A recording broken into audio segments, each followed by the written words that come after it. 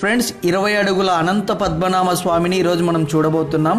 ఈ ప్రదేశం విజయవాడ దగ్గరలోని ఉండవల్లి కేవ్స్. క్రీస్తు పూర్వం 420 నుంచి 620 వరకు ఈ గుహల నిర్మాణం అయితే జరిగింది. ఒక్కటే పెద్ద కొండరాయిలో 3 ఫ్లోర్స్ గా గుహలు అయితే మలిచారు. సెకండ్ ఫ్లోర్ లో పెద్ద ఆకారంతో 20 అడుగుల అనంత పద్మనాభ స్వామి ఉంటారు. ఇంత పెద్ద ఆకారంలో ప్రపంచంలో ఇలాంటి అనంత పద్మనాభ స్వామిలు 3 చోట్ల ఉన్నారు.